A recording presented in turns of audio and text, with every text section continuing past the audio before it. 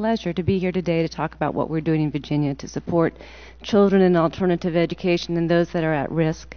Beginning with the actions of the General Assembly directed the Board of Education to develop regional alternative educational programs where 2 or more school divisions can come together and have a place for their last chance kids to go. These are the kids that have violated student code of conduct, have been suspended and expelled. They have chronic disruptive behavior. They have instances of assault, of weapons, of drug and alcohol abuse. It's their place to go on a short-term basis to get intensive individualized instruction and support. The General Assembly mandated that the instructional program within these alternative regional educational programs had to be extremely rigorous, and so they abide by the Virginia Department of Board of Education standards of learning, which are our standards of what every child should know, and the children are also tested while they're in these programs. In addition, these alternative education programs provide career counseling, support the kids. There's a low teacher-to-student ratio, so that they're extremely structured. We follow up the board reports on their success annually, and we have found that behavior improves, that weapons incidents and incidents of assault go down and of violence. The testing is not where we want it to be, but we've seen that over the period of several years, standards of learning testing has increased. For them, the success rate has increased. We also noted that in 2007, 2008, 84% of these kids either stayed in the alternative program and graduated, or they went back to their home schools and completed schools. We do lose some drop out, but we feel as though we have a good completion rate and we continue to work.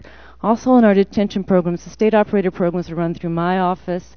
We ensure that kids in detention still have an academic program that's rigorous and follows the Virginia standards of learning, and we ensure that we have highly qualified teachers. Within the state of Virginia, the Department of Correctional Education is responsible for the programs for kids. We have 9 juvenile schools, and voluntarily the Department of Correctional Education abides by the Virginia Board of Education standards of learning. They abide by their accreditation standards, which means they test kids and they also have the appropriate staffing ratios and have to follow the regs, as Ms. Brooke was discussing. Voluntarily, they've increased their standards of learning assessment success rate from 29% to 80% this year. And that's because they have individualized performance analysis for each one of their kids.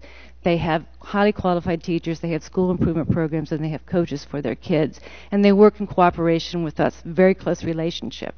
Of course, no matter how well you have your standards, you know that the transition from a school division to a correctional facility or detention and back again is where we lose kids. And we found out in Virginia that we had tons of problems. We were losing kids. School divisions didn't know they were coming. They came back to school. They were lost. I had the occasion to talk to kids in detention. And I talked to one and said, "What are you going to do when you come back to school?" And he said, "I don't know. There's nothing at school for me." And that's exactly the problem. There's no safety net. These kids have been in very structured programs. They come back and they could be lost.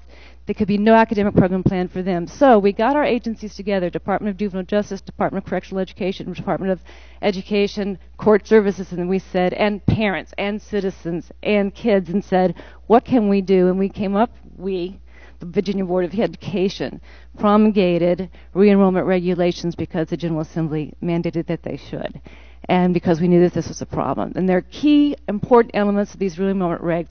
Primarily, there has to be accountability in each agency for getting this job done. There's a transition team at the Department of Correctional Education. There's a point person who is the principal. At the school division level, there's a re-enrollment team appointed responsible person, a re-enrollment coordinator.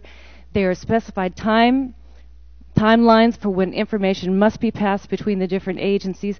The academic record of the child must be maintained at all times. Before they return to a school division, there must be an academic program and a plan. When they come to the reception and diagnostic center from the school division, the record has to come with them.